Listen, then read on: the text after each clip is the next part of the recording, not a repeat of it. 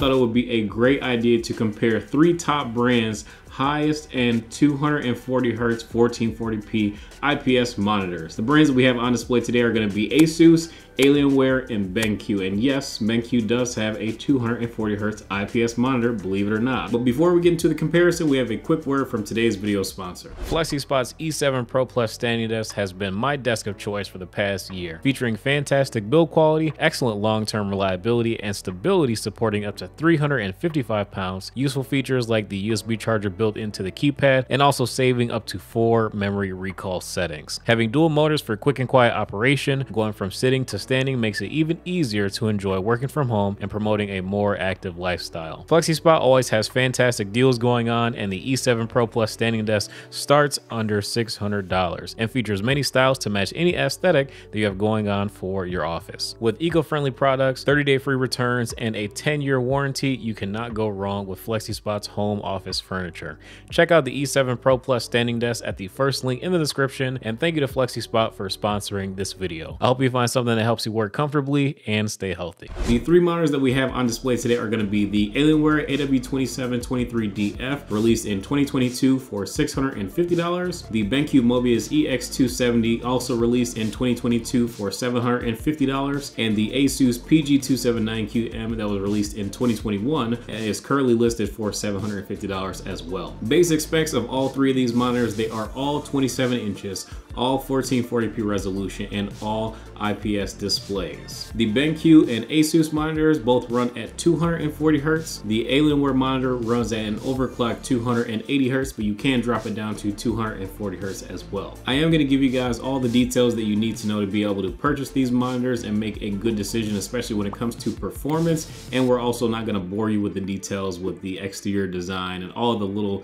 miscellaneous things that may or may not matter to you. But what I will tell you is everything that's going to matter when it comes down to the accessibility of the monitors as well as the performance. Starting off with the exterior design, the clear winner for having the best exterior design between these 3 is definitely going to be the Alienware monitor. Having very easily accessible USB 3 ports up front as well as an easily accessible headphone jack, not to mention that you also have an integrated power supply that doesn't take up additional space and a built-in headphone hanger for your gaming headset. The BenQ and Asus monitors both have a couple of USB 3 ports as well as a headphone jack, none of which are easy to reach, and they also have external power bricks that you do have to cable manage if you want your setup to look nice and clean. All 3 stands, they're pretty huge, so they are going to take up a ton of space on your desk, but the BenQ stand is the only stand that cannot pivot 180 degrees, so if for some reason you plan on using this monitor in a vertical orientation, that is not possible unless you get a monitor mount. But as far as the Asus and Alienware monitors,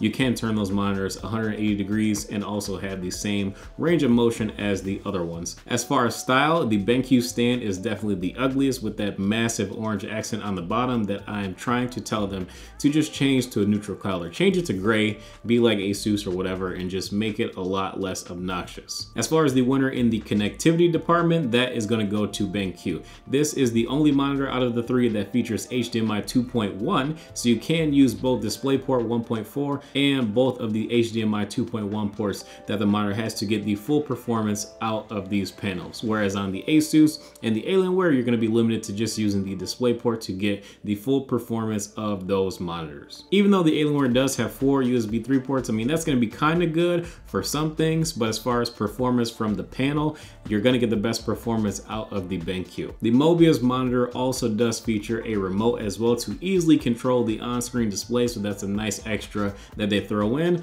And the Alienware has a joystick at the bottom. The Asus has a joystick at the back of the monitor, so the Asus is going to be the worst in terms of the usability for the on-screen displays. Alienware is going to be second best, and the BenQ is going to be number 1. The winner in the speakers department is definitely going to go to BenQ. They sound incredible. For monitor speakers specifically, the Mobius monitor features a set of 2-watt speakers as well as a 5-watt woofer from Chevolo, and it sounds pretty good. The Asus monitor does also feature 2-watt speakers as well, and the Alienware forfeits this round by not having built-in speakers at all. Here's a quick sound test of the 2 monitors that do feature speakers, and you let me know yourself in the comment section below what you think of these monitor speakers, because the Asus might as well not even have it as well. Like, it's that bad.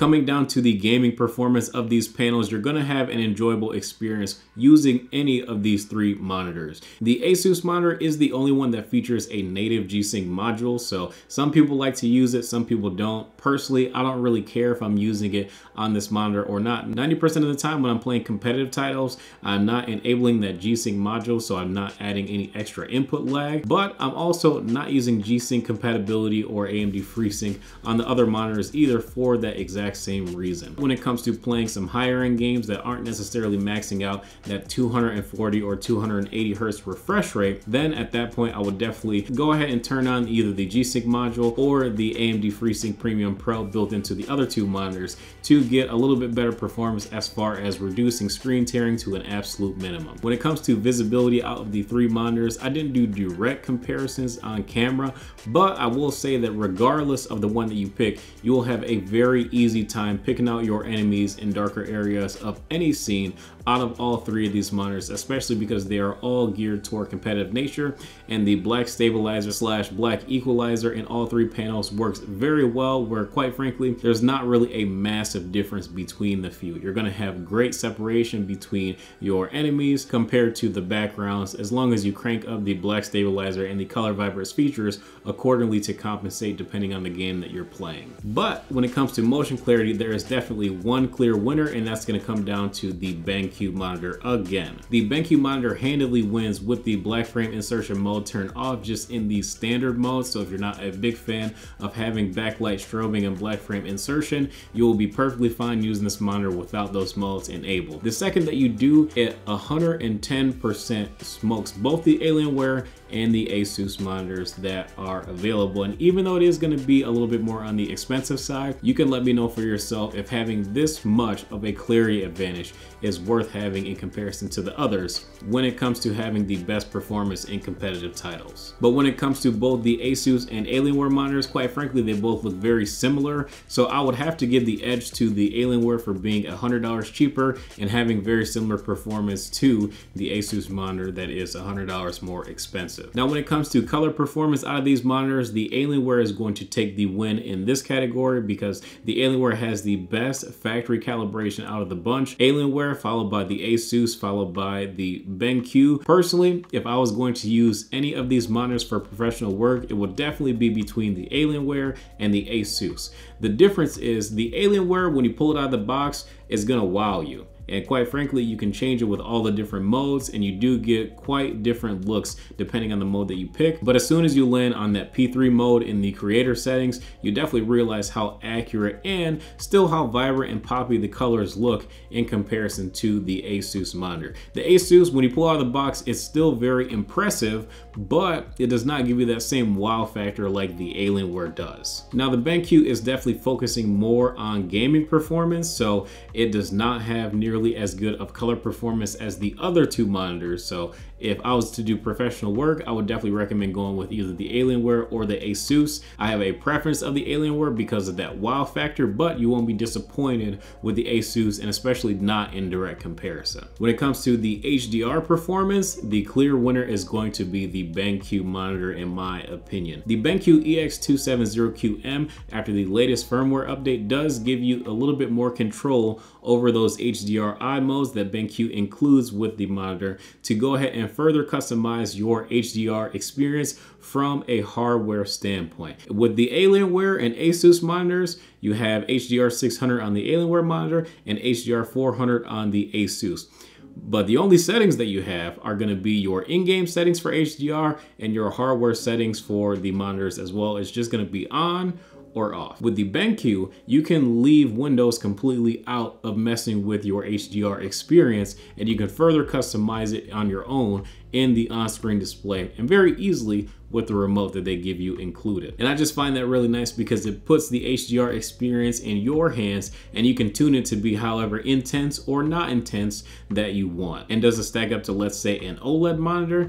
Not necessarily in the contrast department, but it definitely does by having a higher sustained peak brightness even though it's not gonna give you the exact same experience that an OLED monitor would give you. But quite frankly, for the price and for the lack of worry of burn-in that some people have, it may be worth giving this a shot instead if you are worried about the long-term effects of having an OLED panel and displaying static images. So out of these three monitors, which is going to be my personal favorite, especially when it comes to gaming? Well, I'm gonna have to go ahead and give that to the BenQ EX270QM. Personally, that one just looks the best. It's got the best motion clarity. It is very engaging, especially when it comes to having those hardware HDR controls, and having that remote and built-in speakers is very nice. Now, with that being said, let's just say that I needed a monitor that's going to be a lot more versatile than the BenQ. In that case, the Alienware and the Asus are so close that I would personally say go with the Alienware because it's $100 cheaper,